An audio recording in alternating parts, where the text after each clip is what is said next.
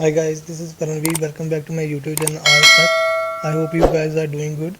In this video, I am going to talk about prediction for 19th Youth IELTS exam test.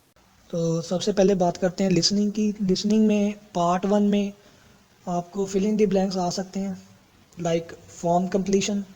First part भी होगा, काफ़ी easy होगा। Second part में आपको MCQs या matchups आ सकते हैं, वो थोड़ा सा इजी टू मॉडरेट होगा, ध्यान रखना, थोड़ा सा फास्ट हो सकता है। थर्ड पार्ट लार्ज एमसीक्यूज होंगे बट होंगे इजी। और फोर्थ पार्ट में आपको फिल इन द ब्लैंक्स, इसमें जो ऑडियो होगी थोड़ी सी फास्ट चलेगी। सो बिल्कुल बी कॉशियस, आपको बिल्कुल ध्यान बनाकर चलना है।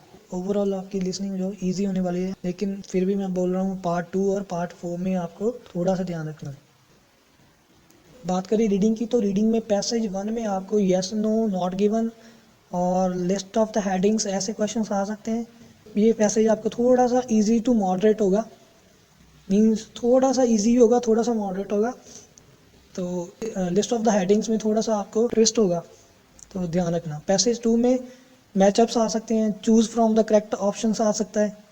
ये भी थोड़ा सा पैसेज फर्स्ट की तरह थोड़ा इजी टू मॉडरेट होगा, लेकिन पैसेज जो थर्ड होगा थोड़ा सा मॉडरेट होगा, घबराने की बात नहीं है। तो इसमें आप क्या कर सकते हो कि आप एक स्ट्रेटजी बना के चल सकते हो कि जो क्वेश्चन आपको नहीं आ रहा, जो क्वेश्चन आपसे फाइंड आउट नहीं हो रहा, आप उसको थोड़े टाइम के लिए आप स्किप कर सकते हो, ताकि आप प्रॉपर सारे क्वेश्चन से एक बार गो थ्रू हो जाओ। उसके बाद जब आपके पास टाइम होगा तो आप उस क्वेश्चन को दोबारा से कर सको, अगर नहीं है तो लास्ट में आप गैस वर्क कर सको। लेकिन ये नहीं है कि आप 2 या 3 क्वेश्चन पकड़ के बैठे रहो कि जिसमें आपको आपका पूरा टाइम वेस्ट हो जाए। तो ये ऐसे ही थोड़ा सा टेस्ट वाला है। इसमें आपको 2 या 3 क्वेश्चन ऐसे आ सकते हैं जो 8 to 9 बैंड्स के हो सकते हैं। तो हमने इतना तो स्कोर करना नहीं है, हमारा टारगेट इतना तो बड़ा नहीं है।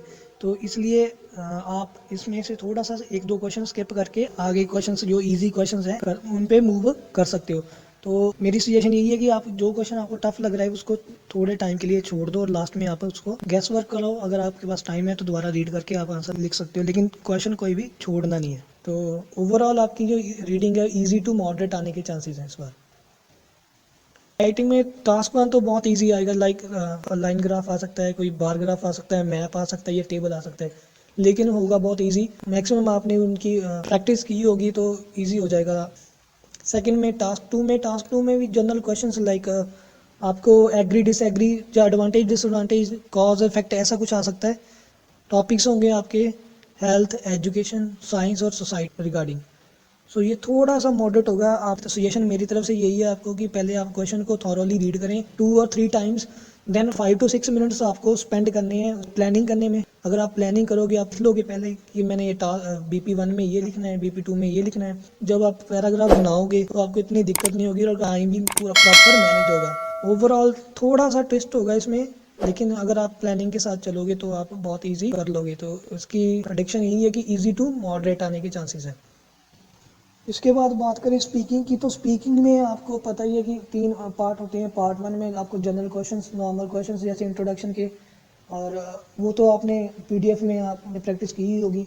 और पार्ट 3 में आपको पता ही है कि उसमें लास्ट में क्या पूछता है, फॉलोअप्स पूछते हैं। जो आपको उसने क्यू कार्ड दिया उसके रिगार्डिंग अपने फॉलोअप्स होते हैं, कभी कभी वो एक्स्ट्रा भी पूछ लेता है, तो उसकी भी प्रैक्टिस आपकी होगी। और जो इसमें ध्यान रखने की बात है वो है कि स्पीकिंग क्यू कार्ड्स जो अभी ट्रेंडिंग में चल रहे हैं, तो इन पे आपको थोड़ा सा फोकस अलग से करना होगा। ये हालांकि आपको बाकी भी करने होंगे, लेकिन थोड़ा सा ध्यान इस पे ज़्यादा देना होगा। और ये कौन कौन से क्वेश्चन हैं?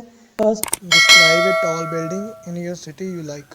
Second, describe a law on environmental protection. Third is describe a quiet place that you like to spend time in.